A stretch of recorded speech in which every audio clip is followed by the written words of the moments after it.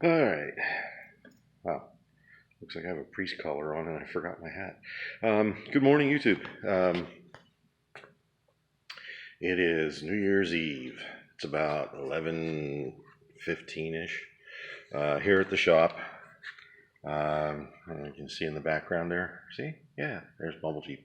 So what I got today is the uh, intake temperature sensor. It's, as far as I can figure out, the last of the sensors that that I can replace to try and cure my rough running, rich running condition.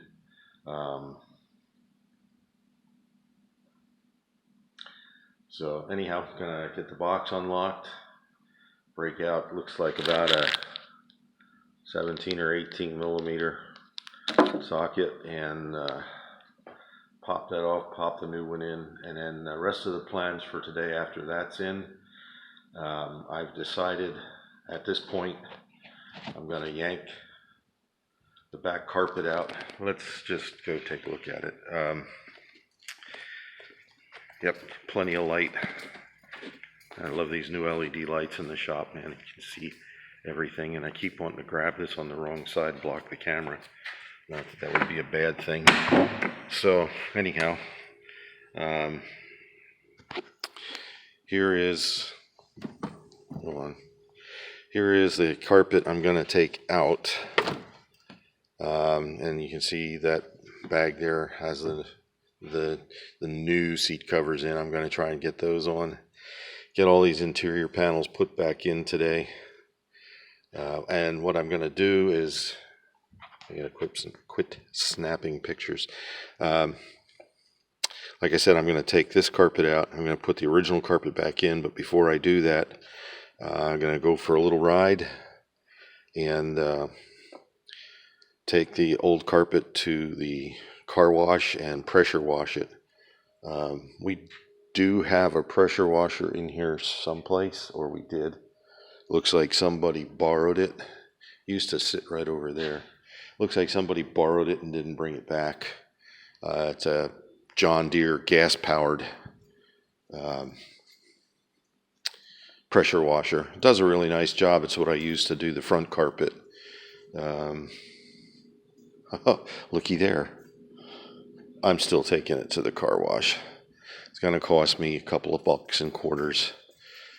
Besides, there's also a big vacuum cleaner there. So I'm going to leave this in until I get the new one, get the old one washed.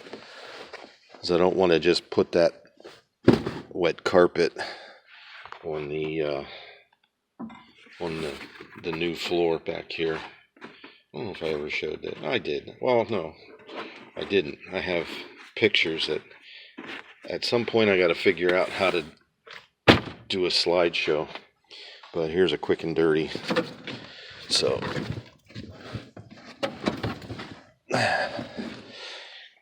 had big holes over here, up there, and again, this is just it had a big hole right here.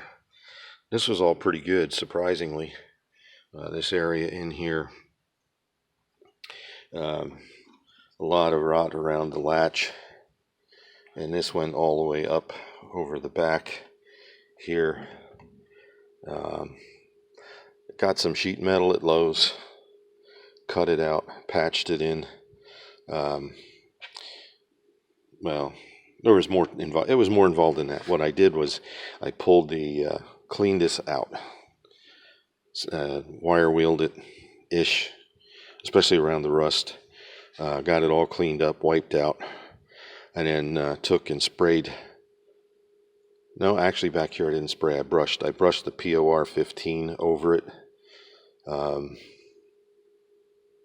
And I did not use panel adhesive when I put these patches in. I used silicone, black or silver silicone, depending on which was cheapest over at Lowe's. And then this is all held in with self-tappers.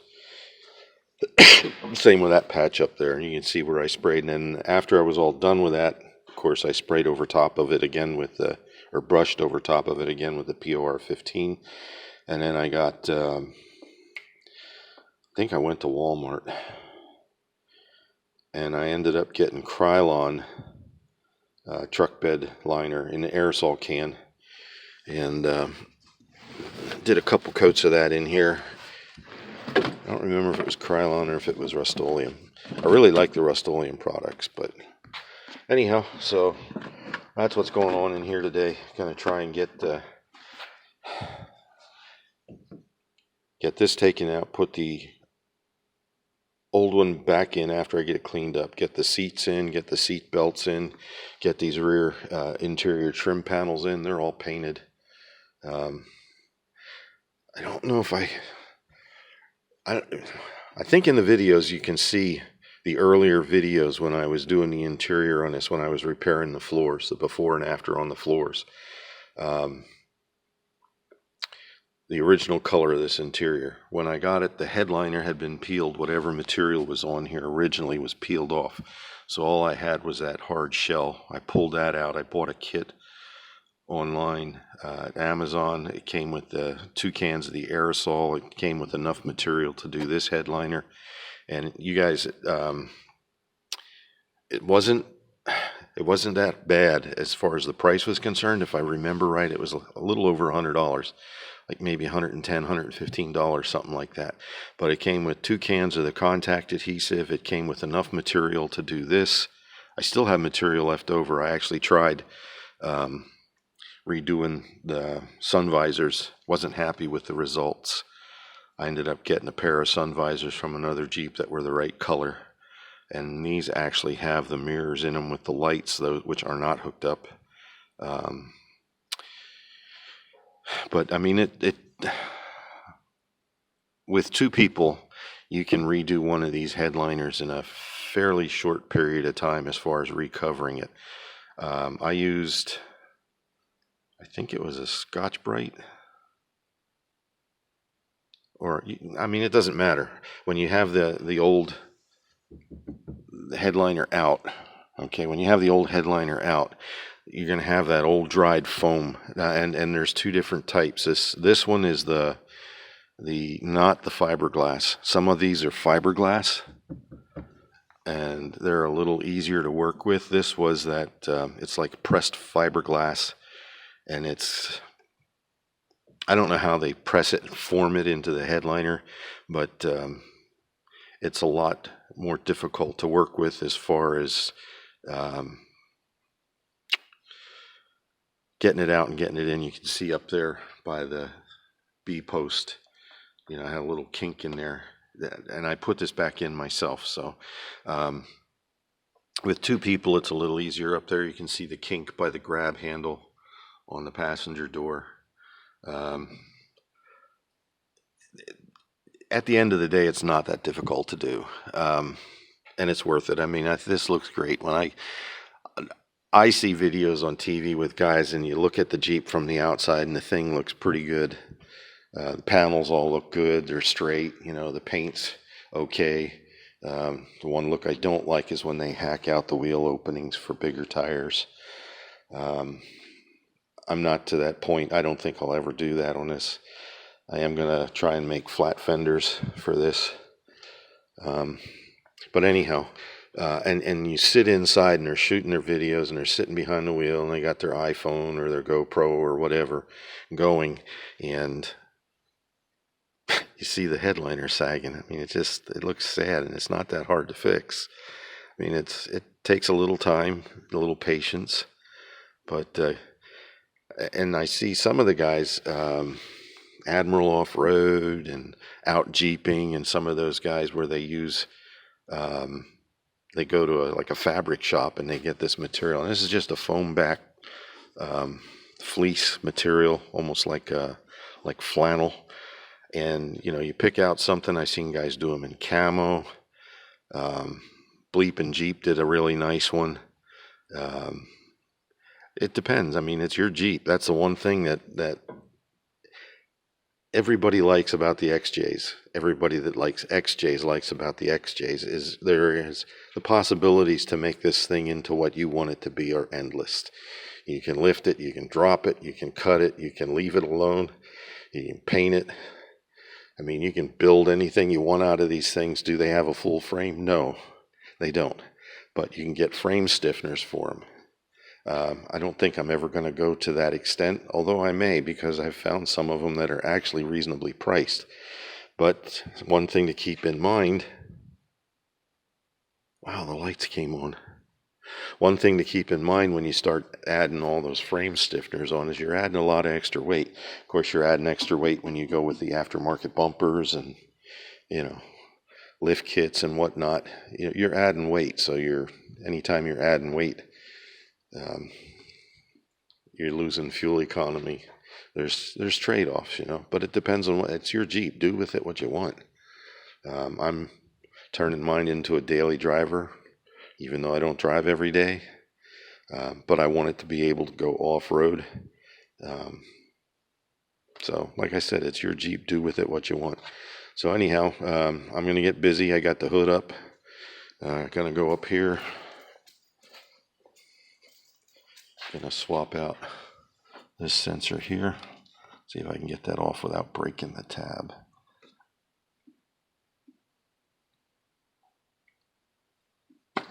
Got it. Didn't break the tab. Woohoo! So anyhow, gonna grab my tools, get that changed. I have the original rear carpet in storage back here with the seats. Gonna throw that in. Not the seats. Actually, I should do the seats too. I could pressure wash the seats because they're pretty filthy. We'll see. Anyhow, I'm gonna get busy. So there you go. And then there are tons of XJ videos on YouTube, so I don't show a lot of what I do for several reasons. One, because there's guys out there who have done it way better than I have. There's also the issue of, the camera I'm using, my phone. It's an LG Stylo 3. It does good.